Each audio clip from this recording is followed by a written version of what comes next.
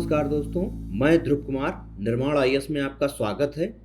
आज हम लोग चर्चा करेंगे भारत में 70 साल बाद चीतों के पुनर्वास के बारे में, क्योंकि हमारे देश में आज अफ्रीका से 8 चीते आए हैं। तो आइए शुरू करते हैं। भारत में आज 8 अफ्रीकी चीते नामीबिया से लाए जा रहे हैं।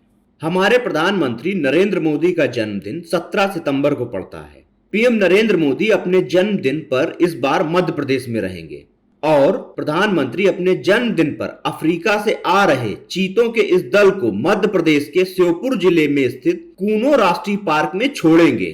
चीता धरती का सबसे तेज दौड़ने वाला वन्य जीव है और भारत में विलुप्त की श्रेणी में आ चुका है। इतिहास इस बात का गवाह है कि भारत में चीतों का इतिहास हजारों वर्ष पुराना है। गांधी सागर अभयारण्य के चतुर्भुज नाला एवं रायसेन जिले के खरबई में मिले शैल चित्रों में चीता के चित्र पाए गए हैं। माना जाता है कि मध्य भारत के पूर्व महाराजा रामानुज प्रताप सिंह देव के द्वारा 1948 में भारत के अंतिम चीते का शिकार किया गया था। 1952 में भारत सरकार ने आधिकारिक तौर पर देश में चीता को विलुप्त घोषित कर दिया था। इस समय दुनिया में लगभग 7000 चीते बचे हैं और उनमें से अधिकांश अफ्रीका में पाए जाते हैं। International not for profit organisation Cheetah Conservation Fund अर्थात सीसीएफ का हेडक्वार्टर नामीबिया में है और यह संस्था चीतों के संरक्षण के लिए प्रतिबद्ध है। भारत ने दक्षिण अफ्रीका और नामीबिया की सरकारों से 20 जुलाई 2022 को चीतों को लाने के लिए एक समझौता ज्ञापन पर भी हस्ताक्षर किया था। काफी समय के पश्चात दोनों देशों की सरकारों ने इन बड़ी बिल्लियों को पहले अंतर महाद्वीपीय स्थानांतरण के लिए एक आधिकारिक ज्ञापन पर समझौता किया है।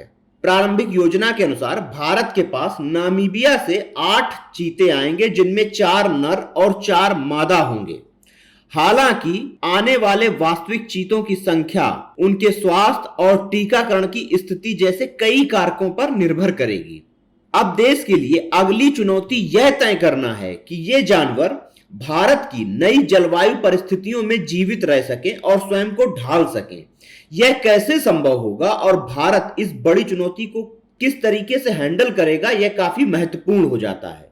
चीता को वापस लाने की पहल 2010 में पर्यावरण मंत्री जयराम रमेश ने की थी। इसके एक दशक के बाद इस मामले में एक बड़ा मोड़ आया।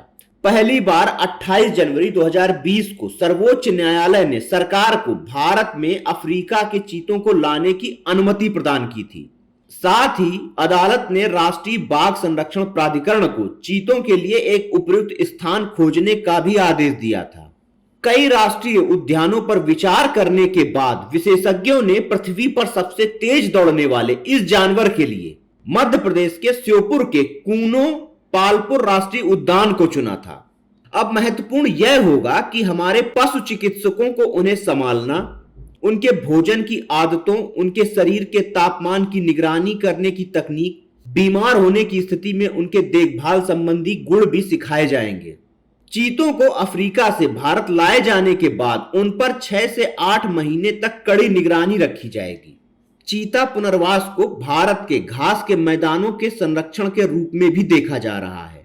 ये घास के मैदान कई अन्य प्रजातियों के घर हैं और इसमें गंभीर रूप से लुप्तप्राय ग्रेट इंडियन बस्टर्ड और लुप्तप्राय भारतीय भेड़िया सहित कई जीव रहते हैं।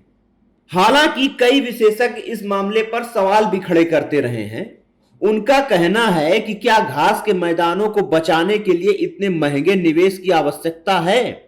इसके साथ ही भारत के कुछ संरक्षणवादियों ने योजना की सफलता पर भी संदेह जताया है। उन्हें डर है कि अन्य लुप्तप्राय प्रजातियों के संरक्षण का मुद्दा इससे पिछड़ जाएगा, जैसे कि एशियाई शेर, जिसे 2013 में शीर्ष अदालत के आदेश के अनुसार कूनो के राष्ट्रीय पार्क में स्थानांतरित करना था, लेकिन अब वह मुद्दा ठंडे बस्ते में डाल दिया गया है।